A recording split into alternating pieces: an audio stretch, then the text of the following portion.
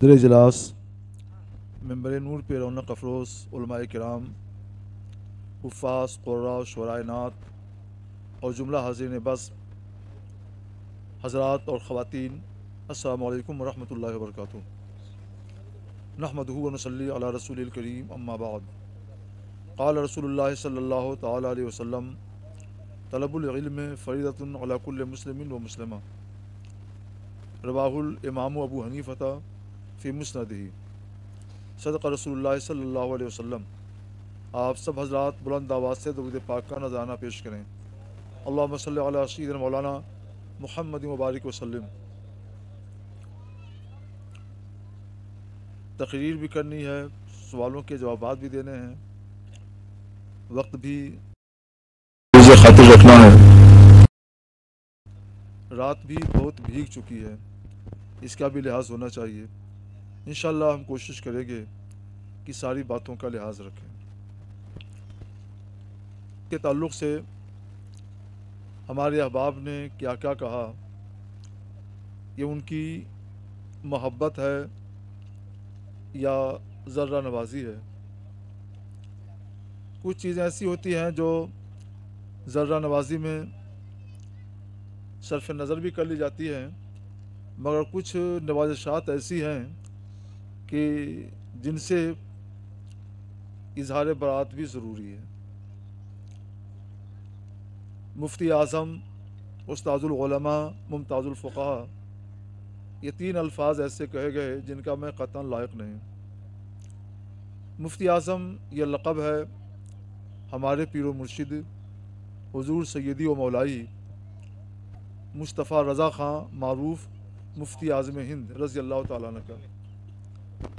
تو یہ کیسے گوارا ہو سکتا ہے کہ ان کا خاک پا اپنے لیے مفتی اعظم کا لقب پسند کرے؟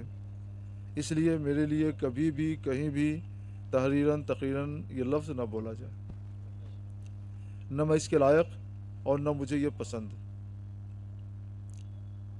اگر میرے ہی جیسے لوگ مفتی اعظم ہوں تو پھر اس سے شان حضور مفتی اعظم میں فرق پڑے گا۔ لوگ سوچیں گے کہ ایسے ہی تو وہ بھی رہے ہوں گے، حالانکہ میں ان کی خاک پاک کا درجہ رکھتا ہوں، اس لیے اس سے احتراز کیا جائے۔ استاذ العلماء، کچھ علماء کے استاذ ہوں گا، جو کہیں تو ان کے استاذ بھی ہوں گا، لیکن کچھ علماء کے استاذ ہونا الگ چیز ہے، استاذ العلماء ہونا یہ دوسری چیز ہے۔ جو دو چار سطریں لکھ لے تو لغت کے لحاظ سے کاتب ہے، معروفاً وہ کاتب نہیں ہوتا ہے۔ تو اگر چند اساتذہ شاگرد ہوں تو لغتاً کچھ کہہ سکتے ہیں، مگر عرف میں، عرف علماء میں اس پر استاذ العلماء کا اطلاق نہیں ہوگا، اس لیے اس سے بھی بچا جائے۔ خاص طور پر اس وجہ سے کہ یہ میرے استاذ کے استاذ حضور حافظ ملت مولانا شاہ عبدالعزیز محدث مبارک پوری رحمۃ اللہ علیہ کا لقب ہے۔ تیسری چیز ممتاز الفقہاء، یہ لقب بھی بہت اونچا ہے، جو فقہاء میں ممتاز ہو۔ میں تو ایک ناچیز ہوں، فقہاء ممتاز کیا ہوں گا؟ میں اپنے کو اس کا حال بھی نہیں جانتا، پسند بھی نہیں کرتا، اور یہ لقب ہے میرے ایک استاذ جلیل کا، تو اس لیے بھی ناپسند ہے کہ جو لقب میرے ایک استاذ جلیل کا ہے وہ مجھے کہا جا رہا ہے، اور حالانکہ میں اس کے لائق بھی نہیں۔ اس لیے مجھے نہ تو ممتاز الفقہاء کہا جائے، نہ استاذ العلماء کہا جائے، نہ مفتی اعظم کہا جائے۔ میرے لیے مولانا کا لفظ بہت ہے، اگر اتنا آپ کہتے ہیں تو یہ بھی میرے لیے ذرہ نوازی ہے۔ اس سے زیادہ کہ نہ میں حقدار ہوں اور نہ ہی اس سے زیادہ مجھے چاہیے۔ میں نے ہمیشہ اعلان کیا ہے، آج بھی کہتا ہوں کہ میں مکتب فقہ کا ایک معمولی سا طالب علم ہوں، اور آرزو یہی ہے کہ اسی طور پہ زندگی گزر جائے، اس کے سوا کچھ نہیں۔ درود پاک پڑھ لیجئے۔ اللہم صلی علی سیدنا مولانا محمد معدل الجود والکرم وآلہ وصحبہ بارک وسلم۔ حضور غوث پاک رضی اللہ تعالیٰ عنہ کی بات چلی، سبحان اللہ۔ عاشق رسول، اور اب کہہ لیجئے عاشق حضور غوث اعظم اعلیٰ حضرت امام احمد رضا علیہ رحمت و رضوان نے ایک طویل قصیدہ ہی لکھا ہے۔ ایک شعر آپ سنتے رہے ہیں، اس کے ساتھ ایک شعر میں بھی حصول برکت کے لیے عرض کر دوں۔ عرض کرتے ہیں عاشق غوث واہ کیا مرتبہ، اے غوث ہے بالا تیرا، اونچے اونچوں کے سروں سے قدم بالا تیرا، سر بھلا کیا کوئی جانے کہ ہے کیسا تیرا، اولیاء ملتے ہیں آنکھیں وہ ہے طلبہ تیرا۔ یہ بہت تشریح طلب گفتگو ہے، ہم آج کی اس مختصر مجلس میں فی الحال صرف نظر کرتے ہیں۔ اس نشست کا آغاز ایک دارالعلوم کے قیام کے سلسلے میں ہوا ہے۔ میں عام طور پہ درسگاہوں میں رہتا ہوں، جلسگاہوں سے شناسائی آمد و رفت برائے نام ہے، بہت ہی کم ہے، لیکن مدرسے کے حوالے سے اگر کوئی دعوت دیتا ہے تو میں ضرور جاتا ہوں کہ مدرسے والے کچھ دین کی خدمت کر رہے ہیں، قوم کی خدمت کر رہے ہیں، اگر میرے جانے سے کچھ ان کا تعاون ہو جائے تو مجھے بھی اس میں حصہ لینا چاہیے۔ مولانا نے بتایا کہ ایک مدرسہ قائم کیا ہے دارالعلوم غوث اعظم، اور ایک نوری دارالفتہ بھی قائم کرنا ہے، چلے آؤ۔ تو میں نے فوراً منظور کر لیا، کیونکہ میں مدرسوں کی دعوت ممکن حد تک قبول کر لیتا ہوں، اس لیے میں آج آپ کی جلسگاہ میں حاضر ہوں، ورنہ جلسگاہوں سے میرا ربط ضبط شاید و باید ہو یا برائے نام ہو۔ اللہ تعالیٰ اس حسن نیت اور اخلاص کو شرف قبول عطا فرمائے۔ مجھے بڑی خوشی ہے کہ ہمارے مولانا و بالفضل مولانا نور الزماں مصباحی، اللہ تعالیٰ جیسا ان کا نام ہے ویسا ان کو بنائے، زمانے کا نور۔ انہوں نے اپنے کچھ احباب کو ساتھ لے کر اور اپنے سلسلے کے پیر اور معتقد کو سہارا بنا کر دارالعلوم کی بنیاد رکھ دی ہے، نور دارالفتہ کو قائم کر دیا ہے۔ اس کے لیے یہ لائق ستائش ہیں اور لائق مبارکباد ہے۔ اس زمانے میں مدرسہ چلانا بہت بڑا کام ہے، اور کبھی بھی مدرسہ چلانا بہت بڑا کام تھا۔ خیر، مدرسہ چلانے میں کتنی مشقتیں ہیں، دارالفتہ چلانے میں کتنی مشقتیں ہیں، یہ تو وہ لوگ جانے جو مدرسے چلاتے ہیں۔ لیکن ہم آپ کو آج کے اس اجلاس میں یہ بتائیں گے کہ مدرسوں کی افادیت کیا ہے اور دارالفتہ کی ضرورت کیا ہے، پھر ہم آپ کی باتیں بھی انشاءاللہ تعالیٰ سنیں گے۔ جب تک کا لاشعوری کا، لیکن جب ہمارے اور آپ کے پیارے رسول احمد مجتبیٰ محمد مصطفیٰ صلی اللہ علیہ وسلم دنیا میں تشریف لائے، ایمان اور عقیدے کی دعوت دی، پیغام دیا، علم حاصل کرنا فرض ہے ہر مسلمان مرد پر اور ہر مسلمان عورت پر۔ اس آواز نے لوگوں کے دلوں کے اندر بیداری کی روح پھونک دی، اور لوگ ایمان اور عمل کے ساتھ ساتھ علم کی طلب میں مشغول ہو گئے، اور اپنے وقت کے بڑے جید، بڑے نامور، بڑے بے مثال عالم ہوئے، فاضل ہوئے، فقیہ ہوئے، مفتی ہوئے، کیا کیا ہوئے۔ اور جب انہوں نے علم میں کمال پیدا کر لیا تو اللہ تعالیٰ نے ان کے زوال کو دور کر کے ان کو آسمان کی بلندیوں تک پہنچا دیا۔ ان کی محنتوں کا، جد و جہد کا، ان کے علم کا فضل اور ان کی برکت ایسی رہی کہ ایک زمانے تک دنیا اس سے سرشار ہوتی رہی، فیضیاب ہوتی رہی، اور ساری دنیا میں چار دانگ عالم میں آپ کا نام روشن رہا۔ آپ معزز تھے، آپ باوقار تھے، ایک زمانے تک آپ صاحب اقتدار تھے، آپ کے ہاتھوں میں حکومت تھی۔ یہ سب برکت تھی علم کی، یہ سب برکت تھی علم دین مصطفیٰ کی صلی اللہ علیہ وسلم۔ لیکن جیسے ہی علم سے رشتہ ٹوٹتا گیا، علم سے ہم دور ہوتے گئے، ویسے ہی آہستہ آہستہ پستیوں کی طرف آتے رہے۔ آج عالم یہ ہے کہ ہم علم سے بہت دور ہو گئے، تو آج ہم پستیوں کی کھائیوں میں اور گڈھوں میں جا گرے ہیں۔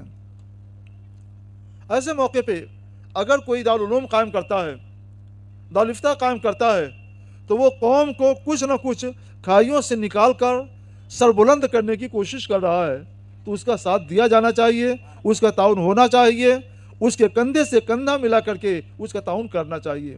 یہ مدرسے آج ہمارے لیے محفوظ قلعہ ہیں، یہ مدرسے محفوظ ہیں تو آپ کا دین محفوظ ہے، مدرسے محفوظ ہیں تو آپ محفوظ ہیں، یہ مدرسے محفوظ ہیں تو آپ کی عزت محفوظ ہے اور آپ کا وقار محفوظ ہے، اور مدرسے نہیں محفوظ رہیں گے تو پھر نہ آپ محفوظ رہیں گے، نہ آپ کا دین محفوظ رہے گا، نہ آپ کا عقیدہ محفوظ رہے گا، نہ آپ کے مسائل لیجئے، لیکن ان کو پڑھائیے، بچوں کو پڑھائیں گے تو یہ بچے آپ کا مستقبل ہیں، آپ کا روشن مستقبل ہیں، اور ان بچوں کے ذریعے آپ کا سماج درست ہوگا، آپ کا معاشرہ درست ہوگا، آپ کی قوم ترقی کی راہ پر گامزن ہو جائے گی۔ کیسے ہماری قوم گامزن ہوئی تھی؟ علم کے ذریعے۔ علم کیا ہے؟ یہ ایک نور ہے، تو جب تک علم نہیں ہے، جہالت ہے، اندھیرا ہے، اندھیری رات میں آپ چلیں تو ہو سکتا ہے منزل تک پہنچ جائیں، مگر بہت ایسا ہوگا ادھر ٹھوکر لگے گی، ادھر ٹھوکر لگے گی، ادھر نالے میں گریں گے، ادھر کھائی میں جائیں گے، آپ کا سر پھوٹے گا، آپ کا گھٹنا پھوٹے گا، کچھ بھی ہو سکتا ہے۔ لیکن اگر آپ کے ہاتھ میں چراغ ہو تو آپ نکلتے ہوئے چلیں۔ آپ کی قوم کو بھی اس نور کی ضرورت ہے، اس نور کو لے کر چلیے تاکہ آپ اس کی روشنی میں چلتے رہیں، بھٹکنے سے محفوظ رہیں۔ اس نور کو لے کر چلیے تاکہ اس کی روشنی میں دوسری قومیں بھی راہ پائیں اور وہ بھی صحیح راستے پر چلنے لگیں۔ اللہ علیہ وسلم نے ارشاد فرمایا، ان اللہ یرفع بہذا الکتاب اقواما ویضع بہ آخرین، بے شک اللہ کتاب اللہ یعنی قرآن مقدس کی وجہ سے بہت سے لوگوں کے رتبے بلند کرے گا، اور بہت سے لوگوں کے مطلب یہ ہے کہ جن کے پاس کتاب اللہ کا علم ہوگا وہ سر بلند ہوں گے، اور جن کے پاس کتاب اللہ کا علم نہیں ہوگا وہ پستیوں میں چلے جائیں گے۔ اور ایسا ہوا اور ہو رہا ہے، آج ہم اس کا نظارہ کر رہے ہیں چشم عبرت سے۔ مسلم شریف کی ایک حدیث سناؤں۔ حضرت نافع بن عبد الحارث رضی اللہ تعالیٰ عنہ کا بیان ہے کہ ایک راستے میں ان کی ملاقات حضرت عمر فاروق اعظم رضی اللہ تعالیٰ عنہ سے ہو گئی۔ انہی کا دور خلافت تھا، دور حکومت تھا، تو انہوں نے نافع بن عبد الحارث سے کہہ رکھا تھا کہ مکہ معظمہ کا کسی لائق شخص کو حکمراں بنا دو۔ حضرت عمر کو یاد آ گیا، کہتے ہیں کہ نافع، من استعملت علی اہل الوادی، تم نے وادی مکہ کا حکمراں کس کو مقرر کیا؟ تو عرض کرتے ہیں حضور ابن ابزا کو۔ یہ نام بھی کچھ عجیب و غریب تھا اور غیر معروف تھا، پوچھتے ابن ابزا یہ کون ہے؟ تو وہ کہتے ہیں مولم من موالینا، یہ ہمارے ایک آزاد کردہ غلام ہے، غلام تھا، اس کو آزاد کر دیا ہے۔ حیرت زدہ رہ گئے، کہتے ہیں نافع، تم نے ایک آزاد کردہ غلام کو مکہ معظمہ جیسے عظیم شہر کے معزز لوگوں کا حکمراں ایک آزاد کردہ غلام کو بنا دیا؟ مطلب کیا تھا؟ وہ سمجھ گئے، مطلب یہ تھا کہ جب تک غلامی تھی تو غلامی کی کوئی حیثیت نہیں تھی، غلاموں کوئی حیثیت نہیں تھی۔ غلاموں کا حال کیا تھا؟ جیسے بازار میں بھینس بکتی ہے، بیل بکتے ہیں، بکریاں بکتی ہیں، خصی بکتے ہیں، اسی طور پر یہ غلام نام کے انسان بھی بیچے جاتے تھے۔ ان کی حیثیت، ان کا مرتبہ خصی اور بکرے سے کوئی زیادہ نہیں تھی۔ آزاد ہو گئے تو مرتبہ تھوڑا سا بڑھ تو گیا، مگر نسبت تو غلامی سے رہی نا، آزاد کردہ غلام۔ تو پوچھتے ہیں کہ تم نے مکہ معظمہ جیسے عظیم شہر کا حکمراں ایک آزاد کردہ غلام کو بنا دیا، مطلب یہ تم کو ایک غلام ہی ملا تھا، ایک آزاد کردہ غلام ہی ملا تھا، کچھ کو حکمراں بنایا جائے؟ کوئی آزاد نہیں ملا تھا، کوئی عالی رتبہ نہیں ملا تھا، کوئی عالی نسب نہیں ملا تھا، تم نے ایسا کیوں کر دیا؟ حضرت نافع سوال کی اندر چھپی ہوئی ساری باتوں کو سمجھ گئے۔ انہوں نے ایک مختصر جواب میں تمام باتوں کا جواب دے دیا۔ عرض کرتے ہیں حضور انہو قارئ لکتاب اللہ وعالم بالسنہ۔ حضور ابن ابزا، عبد الرحمن بن ابزا، یہ کوئی معمولی آدمی نہیں ہے، یہ کتاب اللہ کا قاری ہے اور سنت رسول اللہ کا عالم ہے۔ دیکھیے آج بھی قاری جو ہوتے ہیں سبحان اللہ، اگر خوشگلو ہیں اور دل لگا کر ابھی مجمع میں پڑھ دیں تو سب کی طبیعت مست ہو جاتی ہے اور لوگ جھوم اٹھتے ہیں۔ کتنی اچھی قرات ہے قرآن پاک کی، یہی قرات قرآن تھی، صحابہ قرآن پاک کی تلاوت کرتے تھے اور سننے والے مشرف اسلام ہو جایا کرتے تھے۔ تو کوئی عام بات نہیں ہے، کوئی معمولی کام یہ نہیں ہے۔ اس زمانے کے جو قاری تھے وہ صرف وہ اچھی تلاوت ہی نہیں کرتے تھے تجوید کے ساتھ، بلکہ قاری ان کو کہتے تھے جو اچھی قرات بھی کرتے ہوں اور ساتھ ہی ساتھ کتاب اللہ کے ترجمے پر بھی نظر ہو، اس کے معانی پر بھی نظر ہو، اس کے احکام پر بھی نظر ہو۔ وہ زبردست عالم کتاب ہوا کرتے تھے، ان کو قاری کہتے تھے۔ عالم بالسنہ، سنت رسول اللہ پر جس کی نظر ہو اور سنت رسول اللہ کو سمجھتا ہو، اس سے احکام کو نکلتا ہو، بتاتا ہو، وہ عالم سنت ہوتا ہے اور یہ قاری کتاب ہوا کرتا ہے۔ تو حضور یہ عبد الرحمن بن ابزہ کوئی عام آدمی نہیں ہے، صرف نام ہے کہ مولا من موالینا ہے، صرف نام ہے کہ وہ آزاد کردہ غلام ہے، لیکن حقیقت یہ ہے کہ آزاد کردہ غلام بہت زبردست تعلیم ہے، کتاب اللہ کا زبردست تعلیم ہے، کتاب اللہ کا زبردست قاری ہے، سنت رسول اللہ کا زبردست عالم ہے، پھر ایسے کو ہم حکمراں نہیں بنائیں گے تو کس کو بنائیں گے؟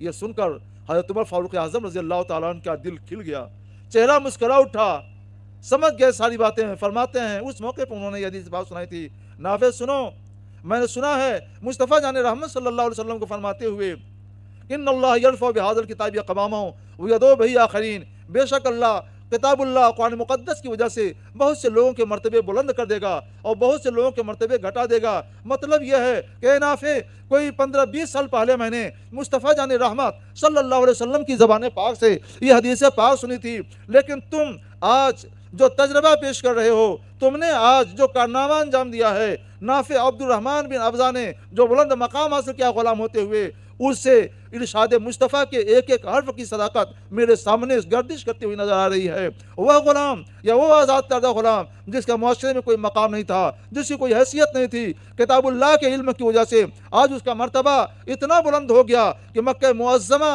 جیسے معززین شہر کے کا وہ حکمراں بنا ہوا ہے، اور وہ معززین شہر جن کی سخاوت کا، جن کی شجاعت کا، جن کی بہادری کا چارداغ عالم میں چرچا تھا، علم و کتاب کی کمی کی وجہ سے آج وہ محکوم بنے ہوئے نظر آ رہے ہیں۔ اس سے صاف سمجھ میں آتا ہے کہ جو رسول اللہ کی ارشاد پر عمل کرے گا سر بلند ہوگا، جو رسول اللہ کے ارشاد سے دور ہٹے گا وہ پستی میں جائے گا، جو کتاب اللہ کا، سنت رسول اللہ کا علم حاصل کرے گا وہ اونچا ہوگا، جو اس علم سے دور ہوگا وہ نیچا ہوگا۔ یہی وہ آواز تھی مصطفیٰ جان رحمت صلی اللہ علیہ وسلم کی، جس نے غلاموں کو سربلند کیا، آزاد کردہ غلاموں کو سربلند کیا، پوری قوم کو سربلند کیا۔ وہ قوم جن کو اونٹ چرانے کے سوا جینے کا بھی شعور نہیں تھا، صرف لڑنا جانتے تھے، جھگڑنا جانتے تھے، وہ پوری قوم پر چھا گئے، اپنے علم کی بدولت، اپنی فراست کی بدولت، اپنی فقہ اور دانائی کی بدولت، اور دنیا کے بہت سے حلقوں پر وہ حکمرانی کرتے رہے۔ ایک زمانے تک وہ ان کی حکمرانی کا سکہ دنیا پر چلتا رہا۔ یہ سب اپنی گہر فیض تھی حضور مصطفیٰ جان رحمت سید عالم صلی اللہ علیہ وسلم کی۔ اس لیے جس نے کہا سچ کہا ہے، حق ہے کہ ایک نظر سے مصطفیٰ جان رحمت صلی اللہ علیہ وسلم نے انسانیت کو اتنا سر بلند کیا کہ جنہیں کوئی شعور نہیں تھا وہ حکمراں بن گئے۔ یہ تھا، مگر اور پھر نیچے کی طرف آئیے، جیسے جیسے لوگ دور ہوتے گئے تو آج وہ عالم ہے جو آپ دیکھ رہے ہیں۔ اب آپ کو کیا چاہیے؟ ایسے میں ہم مبارکباد پیش کرتے ہیں تمام مدارس اہل سنت قائم کرنے والوں کو، حضرت مولانا نور الزمان مصباحی کو، جنہوں نے آپ کے اس علاقے میں دارالعلوم غوث اعظم قائم کیا اور آپ کے بچوں کے مستقبل کو تابناک کرنے کے لیے، روشن کرنے کے لیے بہتر انتظام کیا۔ ان کے ہاتھوں کو مضبوط کیجیے، یہ آپ کی عزت ہے، آپ کی زندگی ہے۔ یہ علماء آپ کے لیے زمین پہ آج رحمت ہیں، ان کے دامن سے جڑے رہیے، ان کے دامن سے جڑے رہیں گے، اللہ تبارک و تعالیٰ آپ پر اپنی رحمتیں نازل فرمائے گا۔ ایک عرب نے آدمی کا بول بالا کر دیا، خاک کے ذروں کو ہم دوش سریا کر دیا، خود نہ تھے جو راہ پر اوروں کے ہادی بن گئے، کیا نظر تھی جس نے مردوں کو مسیحا کر دیا۔ مسلک اعلیٰ حضرت مفتی نظام الدین صاحب قبلہ غوث اعظم کانفرنس، نعرہ تکبیر۔ مدرسوں سے جڑے رہیے، علماء سے رابطہ بنائے رہیے۔ مدرسوں سے دور ہونا، علماء سے دور ہونا، یہ اپنے آپ کو تباہی کی طرف، پستی طرف لے جانا ہے۔ اس سے بچیے۔ وقت کم ہے اور میں سوچتا ہوں کہ آپ کے کچھ سوالات ہوں تو بھی سن لوں۔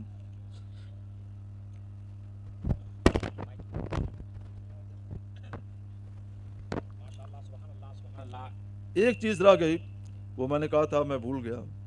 یہ تو ہم نے بتایا کہ دارالعلوم قائم کرنے کی ضرورت کیا ہے اور دارالفتہ قائم کرنے کی افادیت کیا ہے، تو ایک بڑی بات ہے، لیکن اس کی افادیت کو سمجھنے کے لیے ایک تفصیل چاہیے۔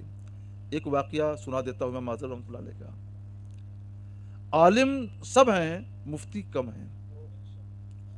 دارالفتہ میں سب سے پہلے یہ سبق دیا جاتا ہے سوال کو صحیح طور پر سمجھو، بار بار پڑھو، سمجھو، سوال سمجھ جاؤ گے تو جواب صحیح ہوگا۔ ہم صرف اس کو ایک مثال سمجھا دیں گے، پھر آپ کی باتیں سنتے ہیں۔ درود پاک پڑھ لیجئے۔ اللہم صلی علی سیدنا مولانا محمد و بارک وسلم۔ امام اعظم ابو حنیفہ رحمۃ اللہ علیہ کے زمانے کا واقعہ ہے، میاں بیوی میں جھگڑا ہوا، آج بھی ہوتا ہے، یہ جھگڑا جو ہے ہمیشہ چلے گا۔ تو شوہر ناراض ہو کر منہ پھلا کر پھیر کر بیٹھ گئے، تو کہتے ہیں چپ رہو، میں تم سے نہیں بولوں گا، اور میں تم سے بولوں تو تم کو طلاق، وہ بھی آخری طلاق۔ تو بیوی بھی کوئی کم نہیں تھی، اس نے بھی یہی قسم کھا لی کہ میاں سنیے، آپ نے قسم کھائی ہے تو مجھ سے سنیے، اب آپ جب تک مجھ سے نہیں بولیں گے تو میں بھی آپ سے نہیں بولوں گی۔ اب یہ بھی خاموش، وہ بھی خاموش۔ جب غصہ ٹھنڈا ہوا تو اس وقت کے ایک بہت بڑے زبردست عالم تھے، محدث سفیان ثوری رحمۃ اللہ علیہ، بزرگ، بہت بزرگ عالم ہو گئے تھے۔ ان کے پاس لوگ گئے کہ اس نے یہ کہا، اس نے یہ کہا، تو انہوں نے بتایا کہ جاؤ تم میں سے کوئی بول دے تو قسم ٹوٹ جائے گی، اور جب قسم ٹوٹ جائے تو قسم کا کفارہ ادا کر لے۔ ظاہر یہی ہے، جب دونوں نے قسم کھائی ہے تو بولنے کے لیے جب بھی کوئی بولے گا قسم ٹوٹے گی، قسم ٹوٹے گی تو قسم کا کفارہ دینا پڑے گا۔ قسم کا کفارہ یہ 10 مسکینوں کو دوپہر میں کھانا کھلاؤ، اور انہی 10 مسکینوں کو رات میں بھی کھانا کھلاؤ، دوپہر میں بھی بھر پیٹ اور رات میں بھی بھر پیٹ۔ تو راستے میں امام اعظم ابو حنیفہ رحمۃ اللہ علیہ گھر پڑتا تھا، یہ بھی نوجوان تھے۔ ان کے یہاں لوگوں نے سوچا کہ چلو ذرا یہاں پوچھ لیں۔ انہوں نے پورا واقعہ سن کر کہا کہ اب تم لوگ کا قسم نہیں ٹوٹے گی، تم لوگ جاؤ اطمینان سے رہو، بات چیت کرو، کھاؤ پیو، قسم نہیں ٹوٹے گی۔ اب یہ حیرت زدہ رہ گیا کہ یہ کیا بات ہوئی، اتنے بڑے عالم کہتے ہیں قسم ٹوٹ جائے گی، وہ بزرگ بھی، یہ بالکل نوجوان ہے، کہتے ہیں قسم نہیں ٹوٹے گی، جاؤ بات کرو، بات چیت کرو۔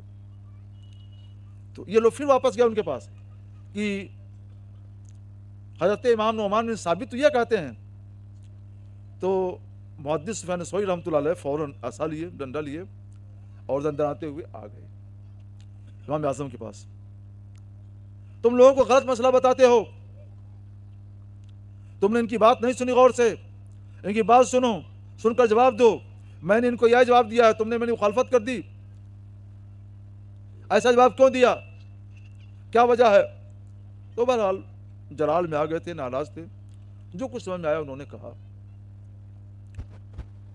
امام اعظم رحمۃ اللہ نے کہا حضرت بیٹھ جائیے، بیٹھایا، ان کو ادب کے ساتھ بیٹھایا، بیٹھ گئے، اور فرمایا کہ لوگوں سے کہیے کہ اپنے مسائل پیش کریں۔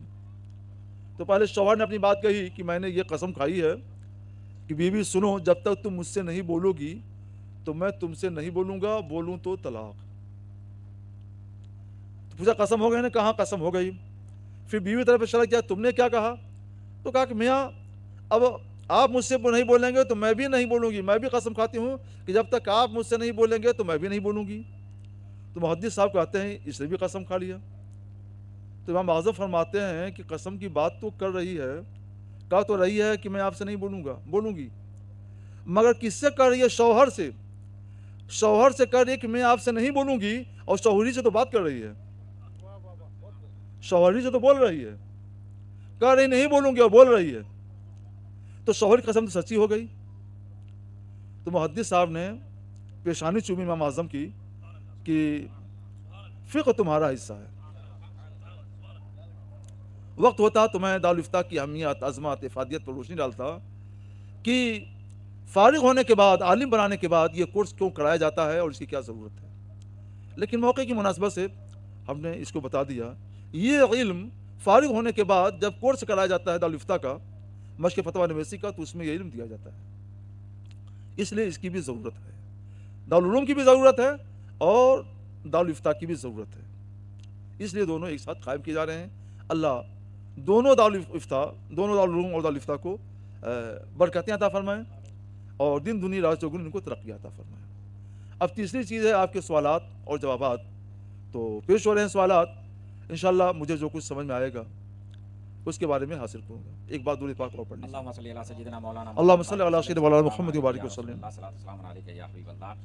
یہ پہلا سوال تو حضرت میرے طرف سے ہے کہ آج کل جہیز کا جو معاملہ ہے ہر طرف پورے ملک میں جو پھیلا ہوا ہے اور بہت ہی مشکل معاملہ ہے. تو سب سے پہلے لڑکے والے جہیز مانگتے ہیں اور اتنا مانگتے ہیں کہ ماں اور باپ کو دینے کی صلاحیت نہیں ہوتی ہے. تو ایسی صورت میں وہ کیا کرے؟ سب سے پہلے ہمیں یہ بھی سوال ہے کہ جہیز کسے کہتے ہیں، اور مانگ کر جو جہیز لیتے ہیں کہ اتنا لیں گے طے کرتے ہیں، تو اس کی شریعت حیثیت کیا ہے اور یہ وجود میں کیسے آیا؟ اور ہم لوگ یعنی اس ملک کے جو مسلمان ہیں تو جہیز جیسی لعنت سے ہمیں چھٹکارا کیسے ملتا ہے؟ آپ ہمیں اس کے بارے میں یا قوم مسلم کو کیا پیغام دینا چاہتے ہیں؟ کس پر عمل کیا جائے یا کس بات پر عمل کیا جائے کہ جس کے ذریعے سے ماشاءاللہ اس لعنت سے ہم اچھا بچ سوال ہے. جائیں؟ جہیز کیا چیز ہے؟ جہیز کے معنی میں آتے ہیں تیار کرنا، تیار کی ہوئی چیز. اپنی بچی کو، بہن کو اس کے گھر کے لیے، ایک نئے گھر کے لیے رخصت کرتے ہیں تو ضرورت ہوتی ہے کہ گھر بسانے کے لیے اس کے پاس کچھ چارپائی ہو، چادر ہو، تکیہ ہو، اور اول گھر میں جا رہی ہے تو کھانے پینے کے لیے کچھ پلیٹیں ہوں، کچھ برتن ہوں. تو اول گھر بسانے کے لیے جن چیزوں کی ضرورت ہے، کھانے پینے کی چیزیں، کچھ برتن، کچھ چادر، تکیہ، لحاف وغیرہ، تو انہیں چیزوں کو تیار کر کے بیٹی یا بہن کو دینے کا نام جہیز ہے. جہیز کے معنی ہے جو چیز تیار کر کے بیٹی کو دی جائے، بہن کو دی جائے. تو جہیز بس وہی اتنا ہے. نیا گھر بسانے کے لیے جتنے کی ضرورت ہے. نیا گھر بسانے کے لیے بائک کی ضرورت نہیں ہے، 4 ویلر کی ضرورت نہیں ہے، ہزار روپے کی ضرورت نہیں ہے، اور جو لمبی دعوتیں ہوتی ہیں ان دعوتوں کی ضرورت نہیں ہے. سبحان اللہ. براتیوں کو، سینکڑوں براتیوں کے آنے اور بہت کچھ کھلانے اور آئٹم رکھنے کی ضرورت نہیں ہے. اس کا کیا تعلق ہے نیا گھر بسانے سے؟ یہ نیا گھر بسانا نہیں ہے، اجاڑنا ہے. یہ جہیز نہیں ہے. لوگ جو مانگتے ہیں یا اشارہ کرتے ہیں کہ ہم کو یہ چاہیے تو شادی ہوگی، سامان چاہیے، یہ سامان پیسہ چاہیے، اتنا روپیہ چاہیے، وغیرہ وغیرہ، اس کی شرعی حیثیت پوچھی گئی ہے. تو مانگ کر کے جہیز کے نام پر جو چیزیں لی جاتی ہیں اور جو لڑکی والے دیتے ہیں، اعلیٰ حضرت امام احمد رضا علیہ رحمۃ و رضوان نے فتاوی رضویہ 5ویں حصے میں اس پر ایک فتویٰ لکھا ہے کہ اس کی شرعی حیثیت رشوت کی ہے. رشوت، اور رشوت کیا ہے اس کے بارے میں رسول اللہ کی بارگاہ میں حاضری دیجیے. حضور فرماتے ہیں الراشی والمرتشی فی النار. یہ تحقیق اعلیٰ حضرت کی ہے کہ یہ رشوت ہے. آگے رسول اللہ کا ارشاد ہے الراشی والمرتشی فی النار، رشوت دینے والا بھی جہنمی اور رشوت لینے والا بھی دونوں جہنمی ہیں. کیونکہ دینے والے اگر نہ دیں تو 1-2 سال میں رشوت مانگنے والوں کا حوصلہ پست ہو جائے گا اور پھر وہ سادہ طریقے پر شادی کرنا شروع کر دیں گے. تو میں بچیوں سے کے ذمہ داروں سے کہوں گا کہ اس لعنت کو آپ لوگ ختم کیجیے اور آپس میں سمجھ بوجھ کر کے آپ لوگ سادہ انداز سے شادی کرنے کی رسم ڈالیے. جس قدر نکاح مہنگا ہوگا اسی قدر برائی زیادہ بڑھے گی، اور نکاح جتنا سستا اور آسان کریں گے دنیا سے، معاشرے سے، سماج سے برائیوں کا خاتمہ ہوگا. آج ہمارا معاشرہ برائیوں سے بدبودار ہوتا جا رہا ہے، کرا رہا ہے.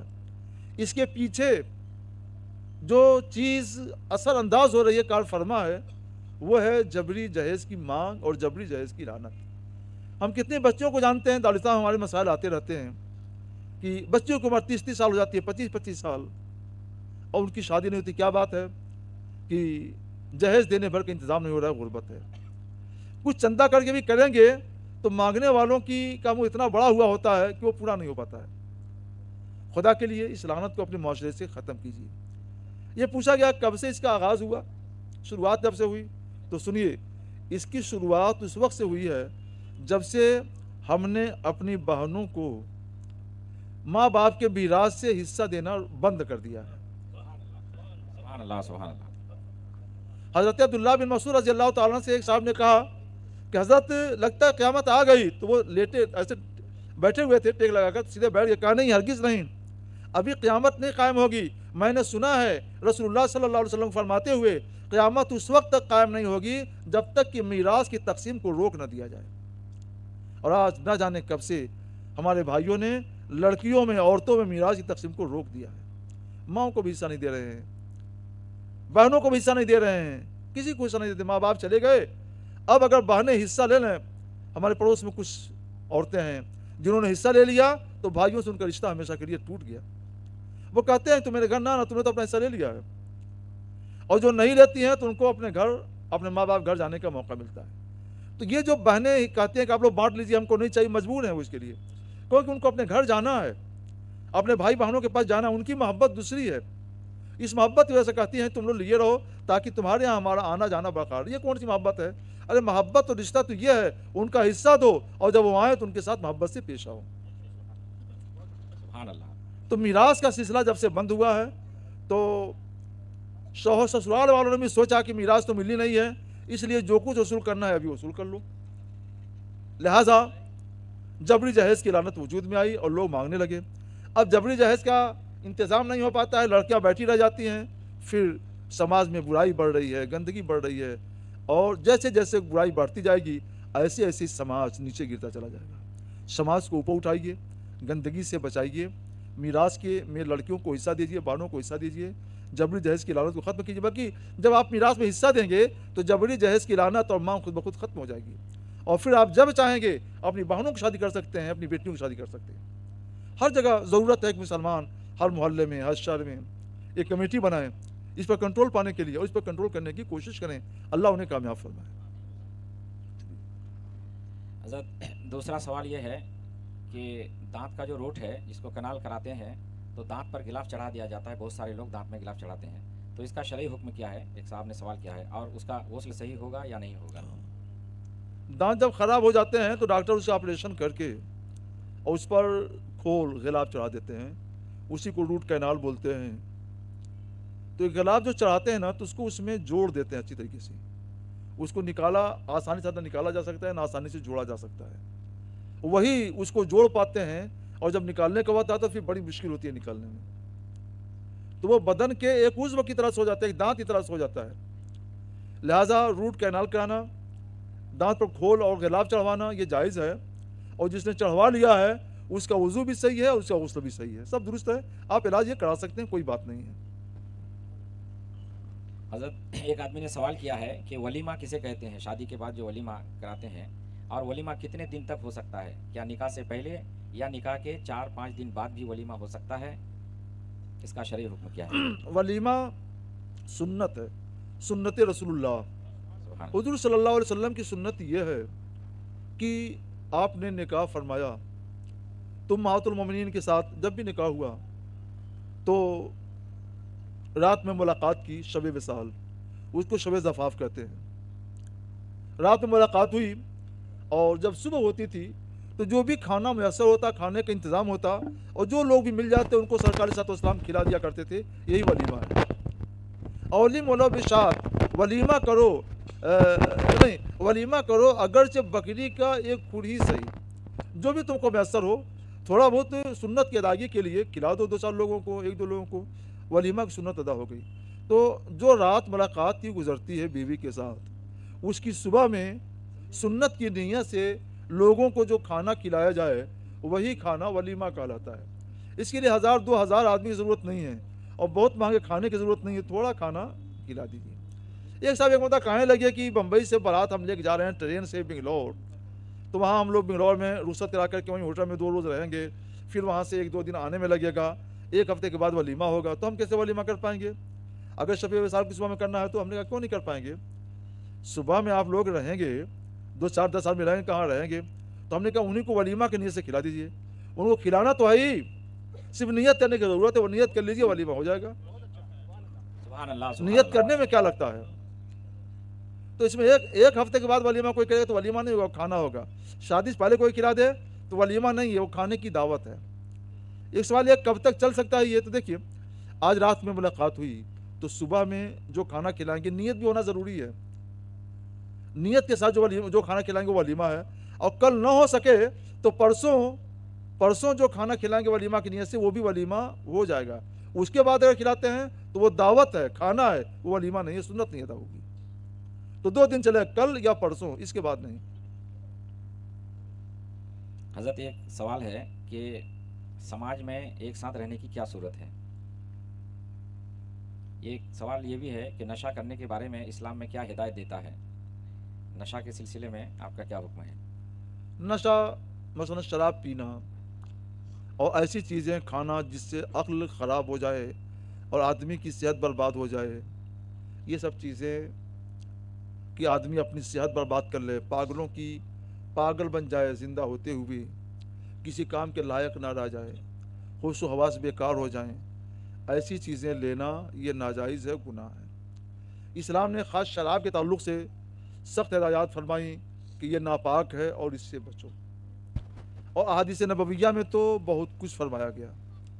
یہ ام الخبائث ہے، یعنی خرابیوں کی، ناپاکیوں کی بنیاد اور جڑ یہ ہے۔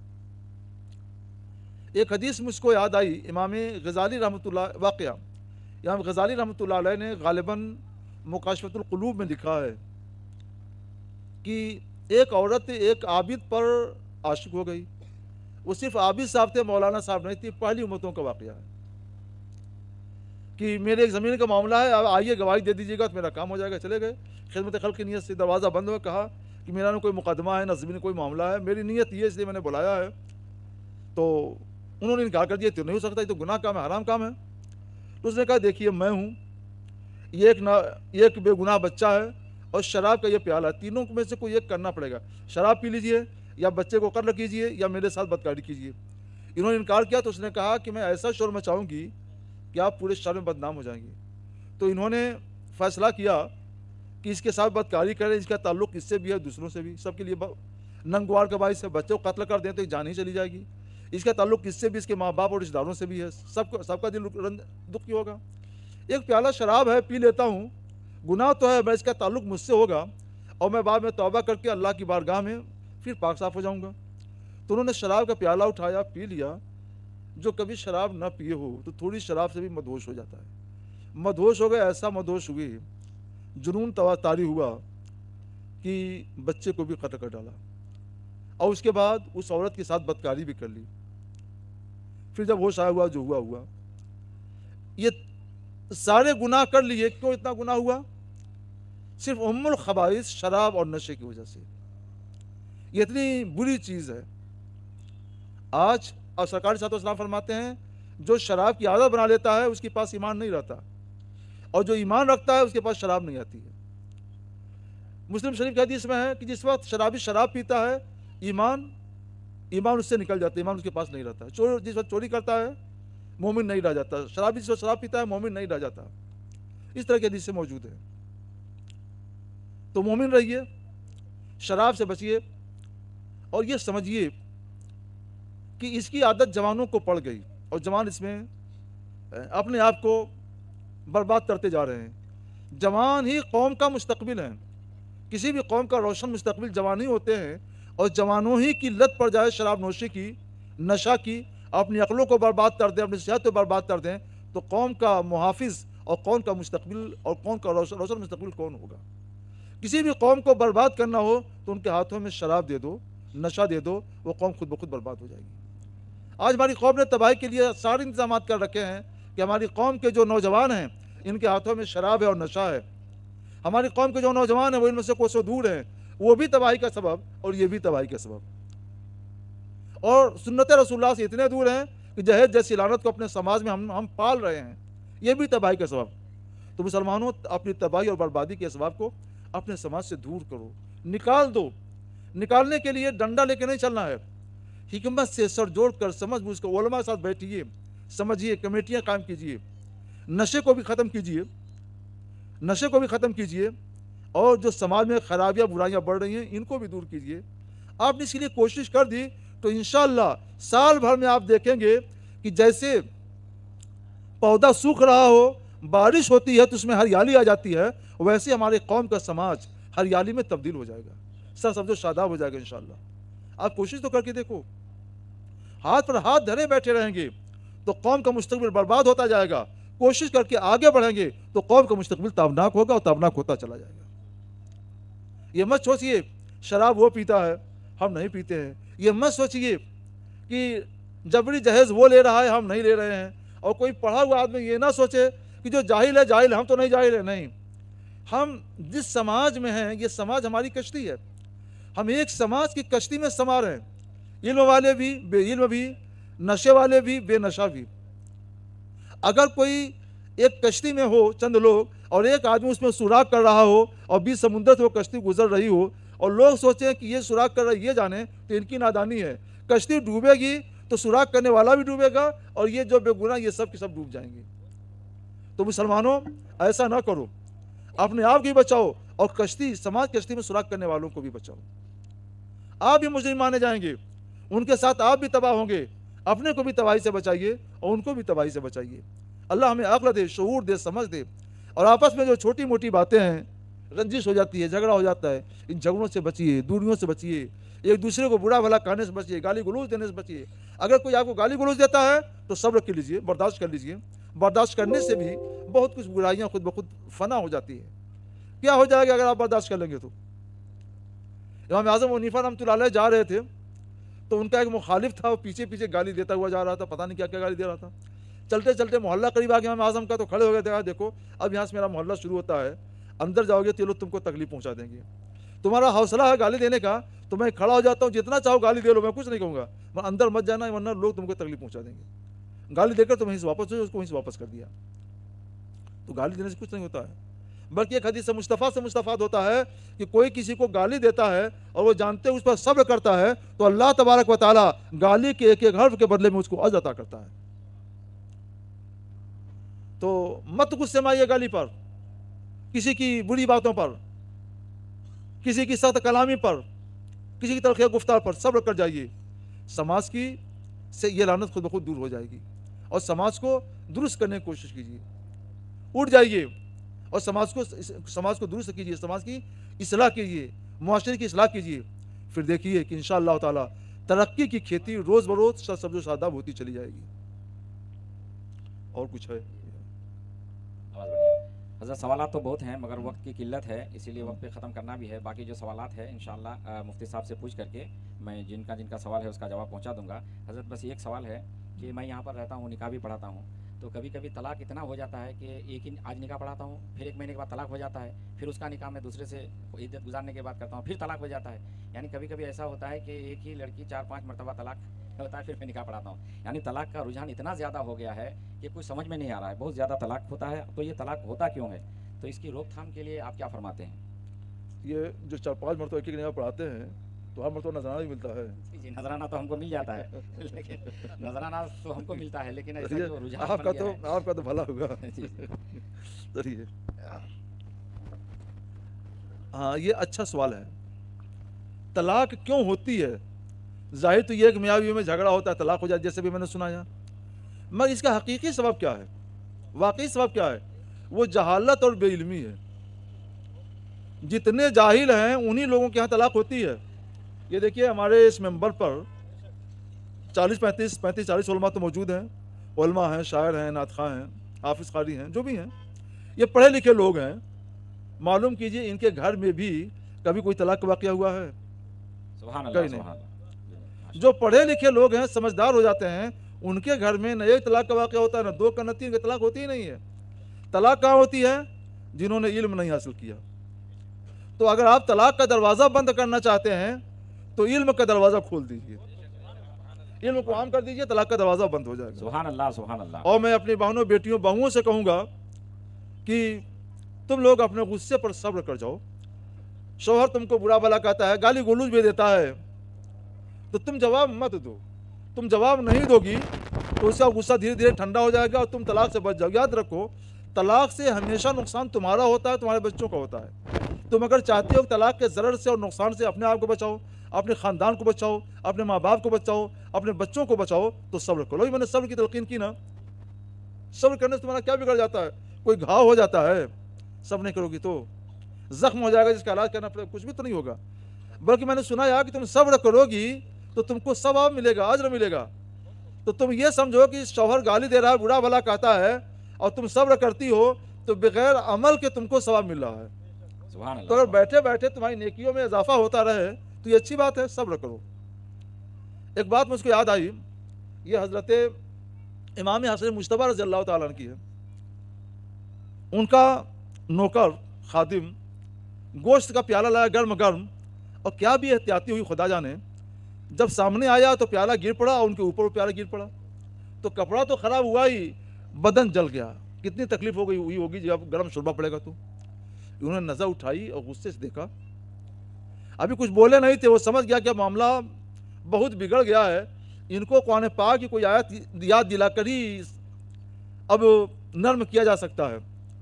तो कहता हुजूर अल्लाह के इरशाद अवल का ज़मीन अलगैस, सुभान अल्लाह, गुस्से को पी जाने वाले लाके सताइश है, अल्लाह तारीफ करता उनकी। तो उस हालत में फरमाते हैं जाओ मैंने अपना गुस्सा पी लिया। सुभान अल्लाह, सुभान अल्लाह। तो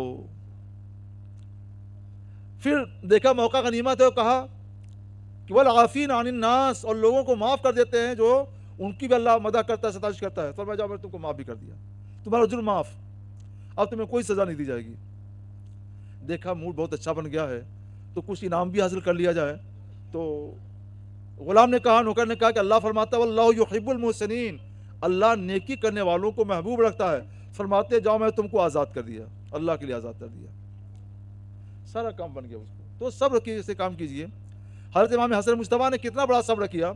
हम हसनी हैं, उनके मानने वाले हैं, तो मेरी बच्चियों, मेरी माओ, बहनों, बहुओं, सब्र करो। सब्र कर लोगी, शौहर रोज़ाना सुबह से लेकर शाम तक चिल्लाता रहेगा, कुछ नहीं, कोई नुकसान नहीं होगा। और तुम जब जवाब पर जवाब देती जाओगी तो कुछ भी हो सकता है। इसलिए तुम अपने को बचाओ और इल्म हासिल करो और कोशिश करो कि शौहर भी कुछ लिख पढ़ ले। लिख पढ़ लेगा तो तलाक नहीं होगी। हज़रत एक छोटा सा सवाल है, उसके बाद वक्त का भी तकाजा है। एक औरत है, अभी अभी लाए हैं, अब औरत का सवाल है, तो जो बैठी हुई हैं, औरत है अपने शोहर से खुला लेना चाहती है। शोहर लापता है, वो फ़ोन भी उठाता नहीं है और मैसेज का जवाब भी नहीं देता है। ऐसी हालत में औरत क्या करे, खुला ले सकती है या नहीं ले सकती है, क्या मसला? शौहर लापता है जी, फ़ोन भी नहीं उठाता है। अच्छा, तो देखिए ये इस मसले का जवाब तो हम यहाँ नहीं दे पाएंगे तफसील से। आप के इलाके में जो सुन्नियों का दारुल क़ज़ा हो तो उस दारुल क़ज़ा में जाइए और उनके यहाँ अपनी पूरी बात रखिए, वो इंशाल्लाह आपके मसले का हल पेश कर देंगे। और अगर आपके मसले का हल उनके यहाँ नहीं है तो उनसे मेरी बात करवा दीजिए, तो मैं उनको हल बता दूंगा और 2-4 महीने में आपका काम इंशाल्लाह हो जाएगा। ये मसला दारुल इफ्ता का नहीं है, ये मसला दारुल क़ज़ा का है। मुझे आज ही मालूम अभी यहाँ आने से पहले पहले कि आपके मीरा रोड में भी महकमा शरइया है, तो आप महकमा शरइया में जाइए, वहाँ अपना इस्तिग़ासा पेश कीजिए। वो हल बताएं तो ठीक है, वरना उनसे मेरी बात करवा दीजिएगा, मैं बता दूंगा इसका हल यह है। और अगर आपकी शिकायत सही है तो 4 से 5 महीने में निकाह फंस करके आपको इजाज़त दे दी जाएगी कि आप इद्दत गुजार लें। इद्दत गुजारने के बाद आपको निकाह की इजाज़त मिल जाएगी। और अगर दरख्वास्त ही गलत होगी तो उसको आप जाने, फिर इजाज़त नहीं मिल पाएगी। जी हज़रत बहुत बहुत शुक्रिया, जज़ाकुमुल्लाह खैर। और भी बहुत सारे ऐसे सवालात हैं जो हमारे सामीन के भी जहन में हैं और हमारे ख़वातीन, मेरी माँ और बहनें जो आई हुई हैं उनके सवाल में भी है और हमारे भी हैं, लेकिन वक्त और परमिशन का मसला है, इसलिए हम हज़ूर के बहुत ही शुक्रगुज़ार हैं और तमाम सामीन के भी शुक्रगुज़ार हैं कि आप तशरीफ़ लाए, और सामीन से भी हम शुक्रगुज़ार करते हैं। और इसी पर हम इख्तिताम करते हैं। बाकी जो सवालात हैं मैं हज़रत से पूछ करके आप हज़रात को जवाब दे दूँगा। एक मरतबा बावाज़ बुलंद नारा लगाइए, नारे तकबीर, नारे तकबीर, इसको नारे रिसालत, नारे रिसालत, गौसे आज़म कॉन्फ्रेंस, गौसे आज़म कॉन्फ्रेंस, उलमाए किराम, हज़रत अल्लामा मुफ्ती निज़ामुद्दीन साहब किबला, फैज़ान बाबू हुजूर, फैज़ान हुजूर अली, मसलक आला हज़रत। बिरादरान इस्लाम, एक मुख्तसर सा ऐलान है, कल 5 जनवरी बरोज़ जुमेरात एक दारुल नूर मोहम्मदी के ज़ेर एहतमाम एक रोज़ा अज़ीमुश्शान कॉन्फ्रेंस नूर मोहम्मदी के नाम पर और जश्न दस्तारबंदी होने जा रही है।